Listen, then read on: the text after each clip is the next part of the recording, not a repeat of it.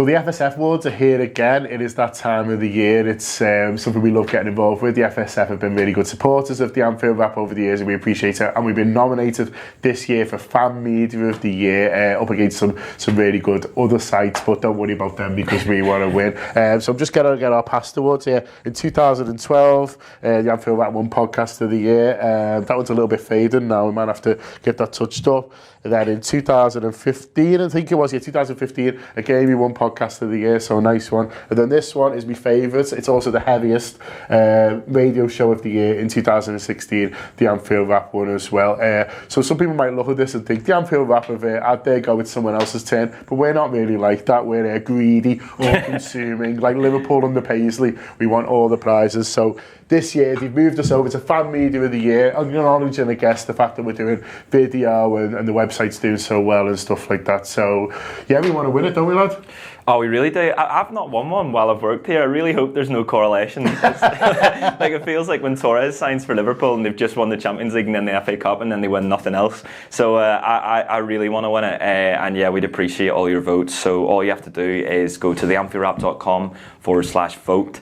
It'll take you through to the form. You'll obviously be able to vote for some big hitters. The Anfield Wrap, that's the main one. Salah, Van Dijk, Jonathan Norcroft, Jamie Carragher. You don't have to fill out all the answers if you don't want to, but you do have to fill out the Anfield Wrap. Yeah, don't forget that one. I nearly did before. I was like, oh yeah, John Norcroft, love him. Oh, Mo Salah, what a fella. And then you nearly forgot to vote for the Anfield Wrap.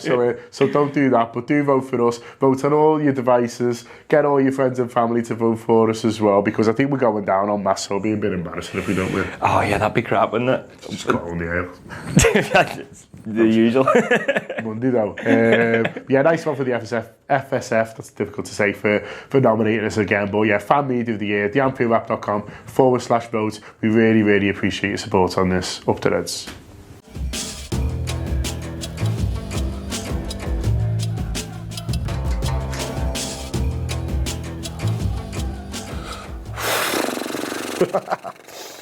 Ain't that the truth? Yeah. Welcome to Talking Reds on this Wednesday, sponsored by Tokyo Time. I am Maurice Stewart. This is the man, henceforth always to be known as Big Bobby G. We are here to reference. Unfortunately dissect. Yeah, listen to AFQ if you don't know where that reference comes from. We are unfortunately here to dissect the absolute dumpster fire that was Red Star Belgrade 2, Liverpool 0. We really don't want to be here a long time, to be really honest with you. There is lots more keen analysis that we're going to be putting out across our platforms, but we need to discuss it here. I have kind of already discussed it once. Some of you may have seen my performance on the post-match pint last night. It was not quite of your Napoli pink epic proportions. You weren't hammered? I mean, I was, a little bit, but... Yeah, and I did get quite angry. This is going to be a slightly more measured approach. I have kind of watched the game back, and I do have... Have you? Yeah. Shit. Not the full game. I watched like about 20 minutes worth of highlights. Okay. I want to talk about the start of the game, because before the game started, obviously we'd seen that there had been some changes to the team, but we were still all very confident that this was a game we could go out there, do our job, and win. And they started... like they weren't even on the pitch. They started like they hadn't got off the plane yet. They were really sluggish. I don't know how much they were surprised by Red Star's quite unsurprising attacking start, but it was exactly what we didn't want to see straight off the bat, wasn't it? Yeah, I mean, do you know what? Bookie odds are a guide. There was something of 20s, 22-1 beforehand to win that game. Ridiculous odds. At home. So I looked at that and I thought, I know they held Napoli at home, but maybe they're a bit shit. I mean, PSG had thrashed them, we thrashed them and missed a penalty along the way as well. So now they're rubbish. It's okay. We're just boiling up to a head of steam here. They can't hurt us. They can't touch us. Even if it takes to 20-25 minutes for us to get going, we'll get going. I think we saw that maybe even like at home against Maribor last season. The away leg fine, but the home leg we took a while to get our goal. It's true. So you think, but the key thing is they can't hurt us because they're just too shit. Well, they did. Yeah. And they weren't. And I mean, we have to talk about the idea of complacency, because I mean, obviously, it's a very different thing, us as fans being complacent. I mean, I think I'll hold my hands up and say I had no idea that result was going to happen. But when the players feel that way, it's a very different animal. And off the back of the Arsenal game, there was some talk that maybe they had the Arsenal game still in their legs a little bit. But, I mean, where do you see it? Do you think tiredness, complacency, or maybe even a third unknown option as to explain why we were so sluggish? I mean, in a way, the results been coming. The performance has been there. To be frank, Liverpool haven't played really very well this season at all. Full stop. We've had spells in games, but it has not been the Liverpool of most of last season, I don't think. I think it's fair to say that. I think our newfound defensive resoluteness, that has been the biggest plus of the season so far, has given us a platform from which we've been able to keep clean sheets and win games without being near our best. But eventually, you're going to not be near your best. You're going to miss an open goal the way Daniel Sturridge did, and you're going to get punished routinely from a corner in a way that we haven't been punished this season because we've been more solid at the back. So a little conspiracy of circumstance came against us, and we didn't have the right reaction. That's the key thing. I can take a sluggish start. It's not reacting. We react very poorly to the first goal, I think. Yes, we do. I think that's a very good point, actually, is the reaction, because, like you say, we've seen games before where the opponent has started well, we've had to weather a bit of a storm, and then we get on top. And I genuinely thought we'd got to that point where, okay, 20 minutes gone, we can now settle into the game, and then they scored. And I mean, if you look at the goal from set piece goals from corners, there's always going to be. It can happen to you. It can happen to anyone. Yeah. The thing that I found slightly unnerving was the guy who scored the goal was initially being marked by Lallana. He kind of runs straight past Lallana. Lallana doesn't turn his head back towards the goal. He doesn't kind of pass him on to the next person. And no one else has accounted for him. He comes across in front of the path of Van Dijk, heads it into an empty net. And those are the kind of things where a team that's switched on, Lallana knows straight away his man's gone past, he's got to pass him on, those little things.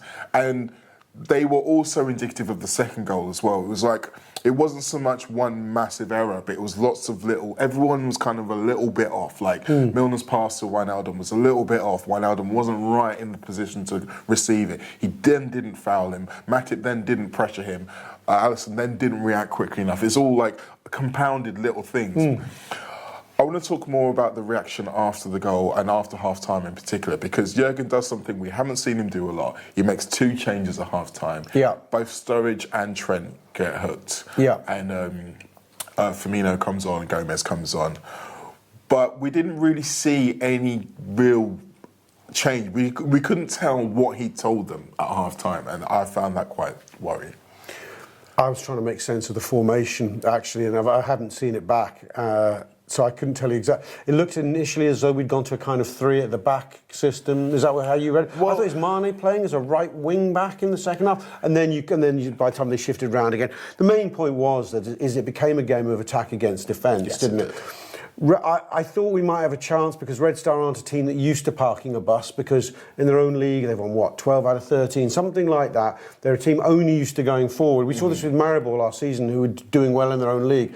So asked to defend, they just didn't have it in them. Never mind tactically, just in their know-how. But actually, Red Star did a job. I think 2-0 gave them a confidence that they could put up a wall. They could smell. I think Klopp said this after. They could smell reticence in Liverpool. We had moments in the second half. There were balls pinging around their box. There are points in that game where you go, look, to get beaten by a team much, much worse than you, as Red Star are than Liverpool, they've got to be a little bit lucky and you've got to be a little bit unlucky. I think if you're watching that game from outer space, yes, the team that goes 2-0 up at half-time deserves it, but they're lucky to come out of the game unscathed. We have something like over 20 shots on goal. Yeah. I mean, unfortunately, only 4 of them are on target, which is definitely an issue. And in terms of us at the attacking point of the pitch, we've been saying for so long now, they're just a little bit away, they're going to click, but they haven't got any closer in that time. They're still just a little bit away. And it gets to a point where you start to think, well, okay, is it going to click? Do we have to start thinking about trying to approach the game differently? Last season it works when we have that front 3 in tandem. And even in the run-in in the league, Klopp takes one of them out, 2 of them out, or one of them out more often than not to rest legs, and it doesn't work as well. We weren't very good at West Brom towards the end of last season. Stoke at home, I think, Chelsea away, where there's a little adjustment. It didn't work. And this season he has had the same three personnel in tandem at times, but Firmino has not been the player. No. There's something wrong there. We can come on to discuss that. Daniel Sturridge gives us bits. He's an uncanny finisher when he's in the zone, which is more often than not. I know it's ironic because he misses the key chance last night, but he is not the same player as Firmino at his best. No, he's not. And not this version of Daniel Sturridge anyway. And I feel we need to discover how to have a best front three on the pitch. I thought the thing about Firmino was that, okay, he comes on at half time, but I don't think he's rested last night. I think he's hooked properly. I think Klopp's going, do you know what? He's just not giving us enough. It's not what I want. He's just not what I want. This version of Firmino isn't what I want. He was for the first time in his Liverpool career, well, probably in the last 2 years anyway, that's a dropped Roberto Firmino. And he came back in and he didn't make a compelling case for himself, I didn't think. The trouble is I don't think Daniel really did either.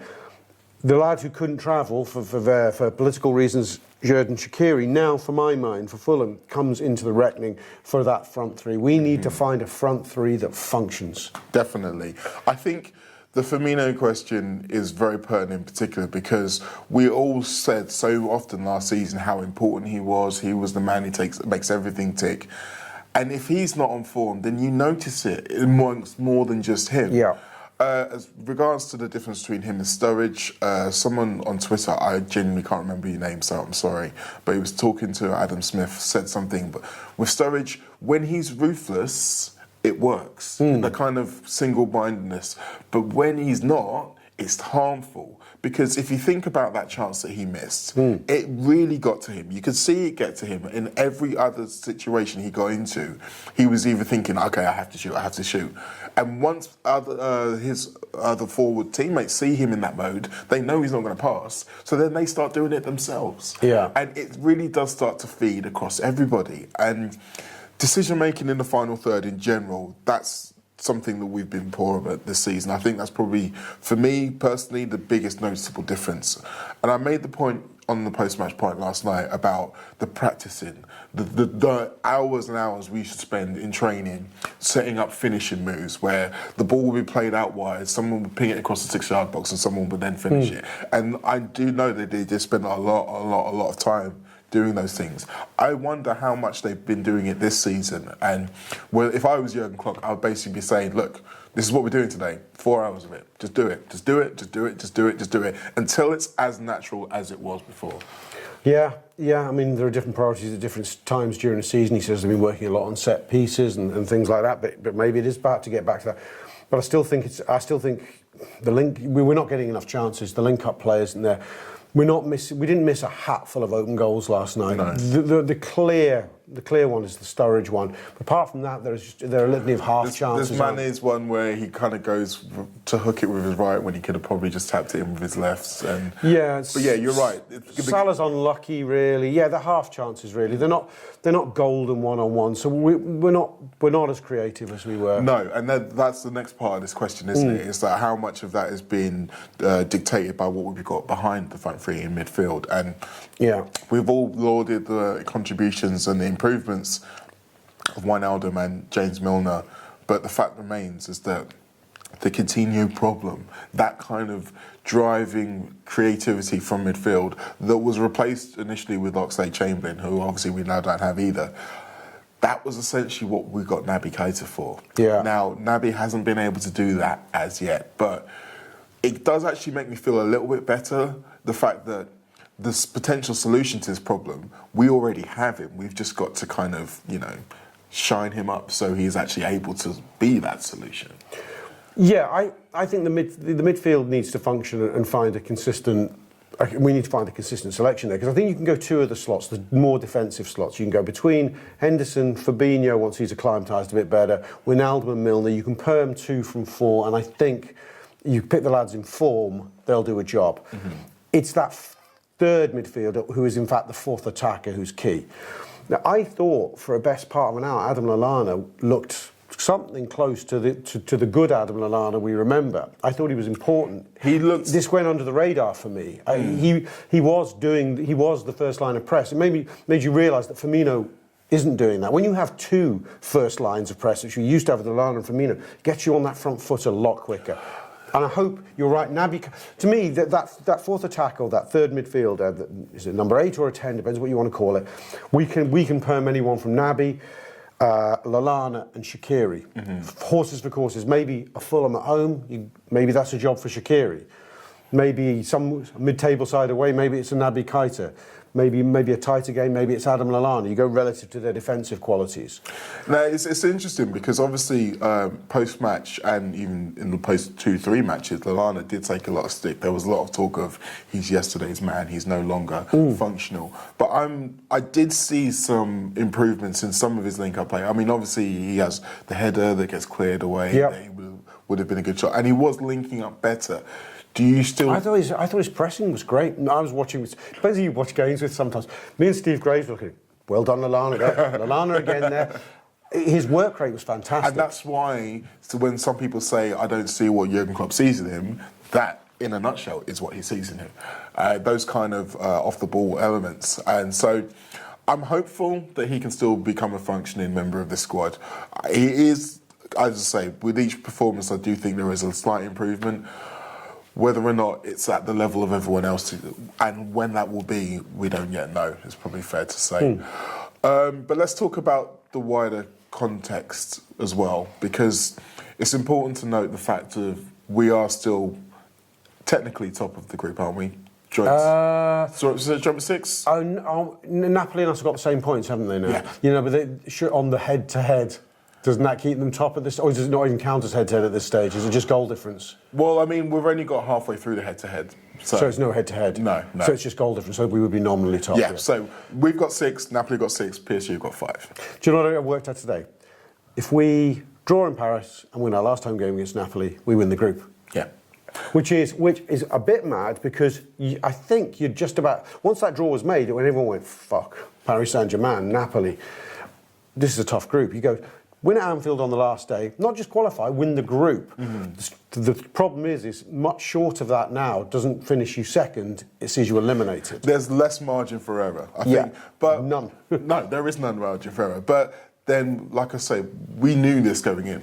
You say, we knew that this was going to be a tough group. Yeah. I was actually able to slightly enjoy the Napoli PSG game afterwards. And I know there was a lot of people saying they weren't sure which was the better result for us, a PSG win, a draw. For me personally, I was happy with the draw because I look at it from the perspective of over the 2 games, them each getting 2 points was the lowest amount of points that they could possibly get. Yeah. So the fact is that they've gained less ground, or they haven't really gained ground on us. It's very true. It does mean, obviously, like you say, away in Paris is no longer a freer hit as it might have been had we won. For qualification purposes, if we can lose in Paris as long as we beat Napoli at home, but then it would come down to head-to-head. And I was going to ask you about this, or anybody who wants to cost a stranger in the street. If we lose in Paris, I'm assuming the other 2 sides beat Red Star. Might be a big assumption after their performance last night, but let's assume that. If we lose in Paris but beat Napoli at home, we'd finish level on points with them. If the head-to-head, if it's 1-0, both games are 1-0, what do they go to next after the head-to-head? Is it goal difference? I honestly don't know. I don't know what the next one is. Write in and tell us. Yeah, please. Inform us here. There is a list. There will be a list of all of those different permutations. I know, but an unreadable list that you'll be none the wiser for. That's the problem with these things. I want someone who can understand this crap to come and tell us. But the fact remains that we've lost our 2 away games in the group, which is bad news. We still have one of which we can gain a point. If we can gain a point and win our home games, that's generally what is required to progress in the Champions League, and we are technically still on course to do that. So it feels bad right now. We've embraced the depth of that darkness, but there is light at the end of the tunnel. It's not necessarily gutted. Well, the key element here is looking forward is, because as we said at the beginning of the competition, you go, win Napoli in the last group, draw in Paris, that'll win you the group. Because at that stage, we were visualising the good Liverpool. The Liverpool that gets to Champions League finals, that starts winning its games at the beginning of the season. just right now, we don't feel like the good Liverpool. I'm about to record a show quite soon today where we talk about this mini crisis we're in. We've actually only won 3 of our last 9 games in all comps. That's a bit crap, that. And we're not playing well at the moment. If we continue to play like we're playing, forget about it. We aren't drawing in Paris, and we certainly aren't beating Napoli at home. No. But if we're the good version, who knows?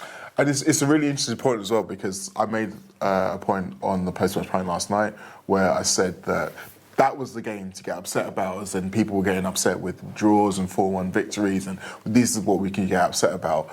But someone else made a good point within the comments to me that the idea of dismissing all criticism is just as bad as going over the top with criticism. The fact of the matter is that we can't really ignore what our eyes are telling us, is that despite the results being good, the numbers, you can massage them to look good.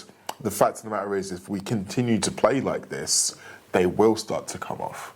And we've got to get to that point where we're able to say, things are generally good, but we need to sort this bit out. We need to be able to have critical thinking within the context of a happy scenario. That's something that's not just Liverpool fans, that's fans the world over. So I'm very interested to listen to the show. Well, I'm going.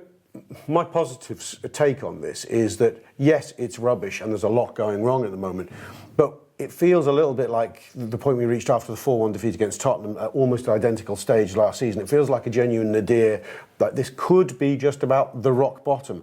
But if this is our new rock bottom, it's not a bad rock bottom. We need to start bouncing back, as Alan Partridge said, right now. But in a way, there's part of me that thinks we needed that last night. We needed to not get away with it. You know what I mean? We're like, OK, Cardiff, we win 4-1. If we'd been a little unluckier, it could have been a 2-2 or a 1-1 there, and that would have been a serious mini crisis in its own right. We need to not get. If we're to not get away with it, this feels like this wasn't the worst game to not get away with it. It's bad enough that it's put our qualification in danger. The situation isn't irredeemable though, and we've still picked up a fantastic points total in the league. This is the week I want to hear about Klopp and the players having heart-to-hearts, team meetings, talk of radical solutions, talk of going back to the kind of basics you've talked about finishing. A big let's start again moment. I think there comes those points. Every team has a crisis. City have a crisis last season after we knocked them out of the Champions League and United beat them. And I think they've drawn a game with Tottenham in between times, or Chelsea, I can't remember. Their heads were beginning to fall off. I think Guardiola gets them back together and goes, let's go and just win the league on 100 points now. Let's remember there are some good things here. Yes. We need to remember the good things, go back to basics, and get back on course. Still got a long way to go this season. We've still got a group of players who we still believe in.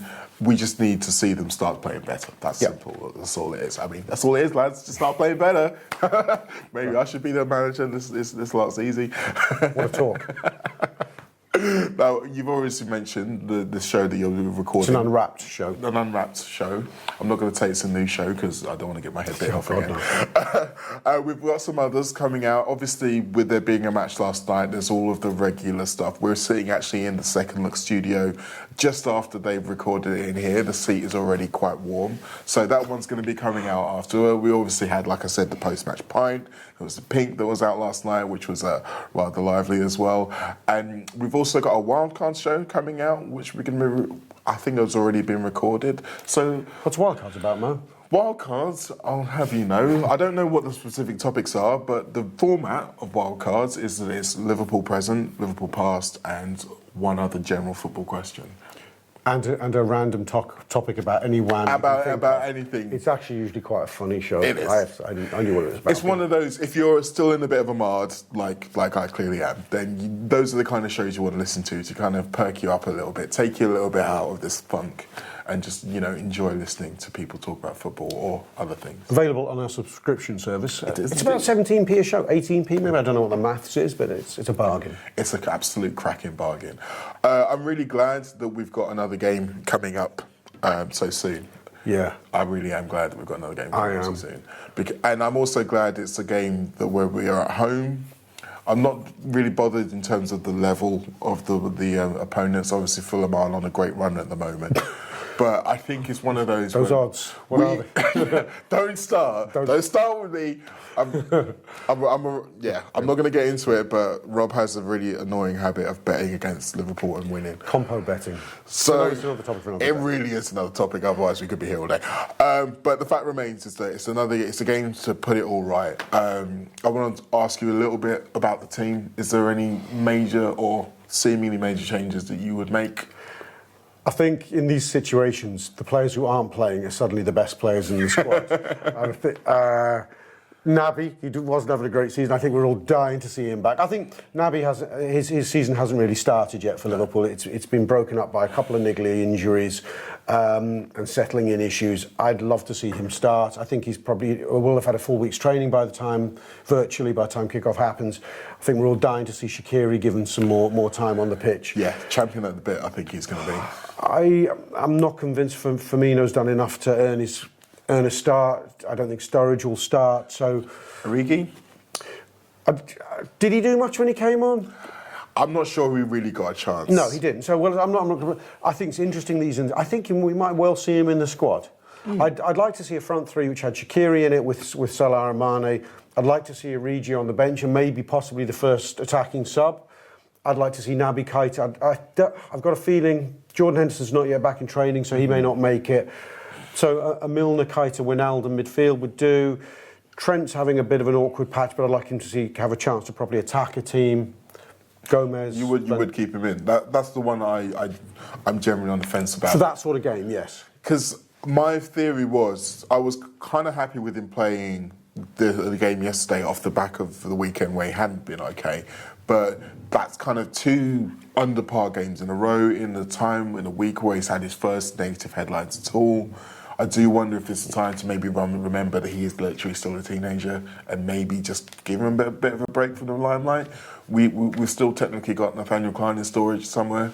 It's a shout. If we're going to rest because we think for fatigue reasons, I'd be tempted to give Van Dijk a break. I think he's going to play once or twice for Holland, isn't he, in the international break? He's the captain now. So he's going to play football. I think it's a game where you keep him on the bench in case anything goes awry. But I think it's a game where you maybe go, Lovren's had an illness, so he should be okay. You go Lovren and Gomez. And for that reason, you probably keep Trent in. Unless you give Klein a go. But he might be a bit rusty, Klein. I don't know. And no one likes a rusty Klein. We don't like a rusty Klein. Now, one final notice before we go. We have been nominated for another award at the Football Supporters Foundation. We are up for Fan Media of the Year. It is an award we have won before and we want to win again. So we need your help. It's a public vote. We know you're really good at all that kind of stuff. Those of you in America are probably kind of sick of people telling you to vote. But I'm going to do it again anyway. The website is, if I can remember this, it's www.fsf.org/vote. For the Anfield Wrap. Yes, vote for the Anfield Wrap, obviously. I mean, there are other categories. I think Mo Salah and Virgil van Dijk are up for Player of the Year. There's a few other ones as well. You can vote as much or as little as you like. That's up to you. Voting for us, that's non-negotiable. So yeah, that's it. We've managed to survive through the show. Thankfully, it's my birthday tomorrow, so I'm going to go. Mate, is it? know, yeah, it is. Which is also why I've been so pissed off with this result. But yeah, I'm now going to go and find as many chicken nuggets in the world and maybe listen to Elliott Smith with the lights off. And then tomorrow, I'm going to go out and have fun and forget all about it. Chicken nuggets, guy. Yeah. Not to get you for your birthday then. Please. But come on, Mr. Moneybags yourself. All that money you made off betting against Liverpool last night, you should be getting something more than They'll all want the nuggets. They can't all get the nuggets. We'll see you later. Tokyo Time is sponsoring Talking Reds for Wednesdays for the foreseeable future, which were made up about. They're a Liverpool company. They're trying to do things differently. They're trying to do things better, a bit like the Anfield Wrap. And so they've set up only recently, but already got a lot of traction for kind of what they want to do. They helped us out in America. They gave us hats to wear over there and very much needed. They were in that bacon sun next to the pitch watching the Liverpool boys train. So yeah, since then they've come in, they've asked us about doing something a little bit more formal. So that's what we're going to do. So they're going to be sponsoring Wednesdays on the Talking Reds for the foreseeable foreseeable future. If you're into your baseball caps, you're into your street style, or you know anyone else who is, or you're looking for presents to buy for people, do check out their website. It's tokyotime.co.uk, or follow them on Instagram. They've got loads of styles, something for everyone, and the fit is really, really good. So yeah, cheers to the boys for supporting us. They're supporting us, so do try and support them, tokyotime.co.uk.